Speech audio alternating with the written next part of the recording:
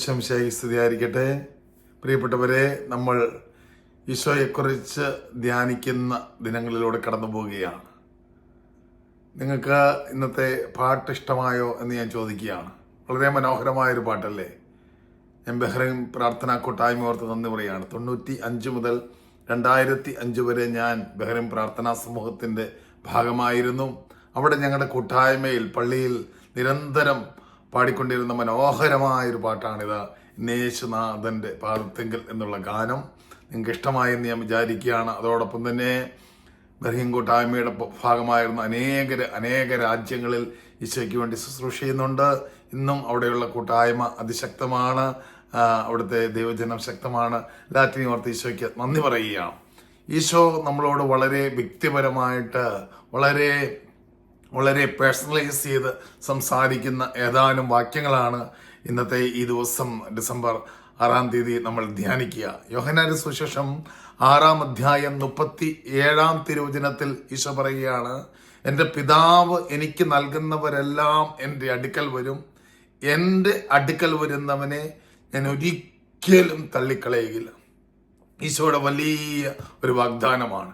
യേശുവിൻ്റെ അടുക്കലേക്ക് വരുന്ന ഒരുവനെപ്പോലും അവൻ്റെ ജീവിതമോ ജീവിത സാഹചര്യങ്ങളോ അവൻ്റെ കഴിവുകളോ അവൻ്റെ കുറവുകളോ അവൻ്റെ കഴിഞ്ഞകാല ജീവിതമോ എന്തുമാകട്ടെ, എൻ്റെ അടുക്കൽ വരുന്നവനെ ഞാൻ ഒരിക്കലും തള്ളിക്കളയാത്ത ദൈവമാണ് എന്ന് ഈശോ നമുക്ക് വലിയ ഉറപ്പ് നൽകുകയാണ്, നമ്മളെ ഉണർത്തുകയാണ്. പ്രത്യാശ നൽകുന്ന, സന്തോഷം നൽകുന്ന, വിടുതൽ നൽകുന്ന ഈശോയുടെ വലിയൊരു വാഗ്ദാനമാണ്.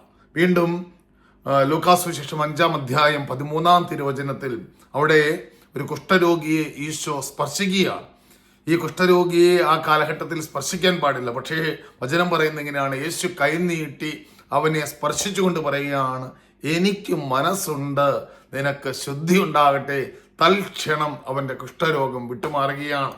പ്രിയപ്പെട്ടവരെ, ഈശോയ്ക്ക് നമ്മളോട് പറയാനുള്ളത്, എനിക്ക് മനസ്സുണ്ട് നിന്നെ അനുഗ്രഹിക്കാൻ, നിന്നെ സുഖപ്പെടുത്താൻ, നിന്നെ ബലപ്പെടുത്താൻ, നിന്നെ ആശീർവദിക്കാൻ, നിന്നെ വിശുദ്ധീകരിക്കാൻ എനിക്ക് മനസ്സുണ്ട്.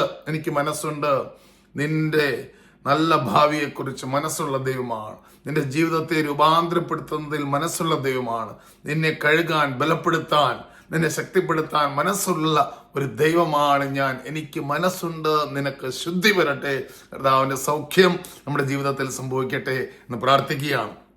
വീണ്ടും മത്തായിയുടെ സുവിശേഷം 10-ാം അധ്യായം 32-ാം തിരുവചനത്തിൽ ഈശോ പറയുകയാണ്, മനുഷ്യരുടെ മുമ്പിൽ എന്നെ ഏറ്റുപറയുന്ന ഏതൊരുവനെയും ഞാൻ എൻ്റെ സ്വർഗസ്ഥനായ പിതാവിൻ്റെ മുമ്പിൽ ഏറ്റുപറയും. വളരെ ഒരു മാനുഷികമായ രീതിയിലൊക്കെ നമ്മുടെ ഒരു നാടൻ ഡയലോഗ് പോലെ എന്നെ ഏറ്റുപറയുന്നവനെ ഞാനും ഏറ്റുപറയും. ഈശോ വളരെ ഉറപ്പോടെ പറയുകയാണ്, നീ എനിക്ക് വേണ്ടി ജീവിച്ചാൽ ഞാൻ നിന്നെ ബലമതിക്കും, നിന്നെ അംഗീകരിക്കും. സ്വർഗത്തിൽ പിതാവിന്റെ സന്നിധിയിൽ നിനക്ക് വേണ്ടി ഞാൻ സംസാരിക്കുമെന്ന് ഈശോ നമ്മളോട് വാഗ്ദാനം ചെയ്യുകയാണ്. യോഹന്നാന്റെ സുവിശേഷം 14-ാം അധ്യായം 18-ാം തിരുവചനത്തിൽ ഈശോ പറയുന്ന മനോഹരമായ ഒരു വചനമാണ്, ഞാൻ നിങ്ങളെ അനാഥരായി വിടുകയില്ല, ഞാൻ നിങ്ങളുടെ അടുത്തേക്ക് വരും.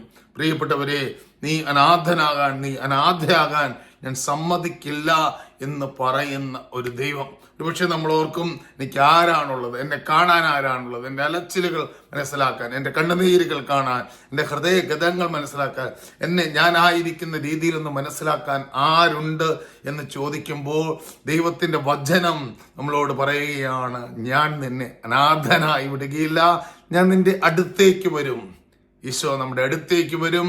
ഈശോ നമ്മുടെ ഏത് തകർച്ചകളുടെയും, ഏത് ദുഃഖങ്ങളുടെയും, ഏത് നിരാശകളുടെയും ആഴങ്ങളിൽ നമ്മുടെ അടുക്കലേക്ക് വന്ന് നമ്മളെ സ്വന്തമാക്കുന്ന കർത്താവാണ്. യോഹന്നാന്റെ സുവിശേഷം 14-ാം അധ്യായം 14-ാം തിരുവചനത്തിൽ ഈശോ നൽകുന്ന മറ്റൊരു മനോഹരമായ വാഗ്ദാനമാണ്, നിങ്ങൾ എൻ്റെ നാമത്തിൽ എന്നോട് എന്തെങ്കിലും ചോദിച്ചാൽ ഞാൻ നിങ്ങൾക്ക് അത് ചെയ്തു തരും.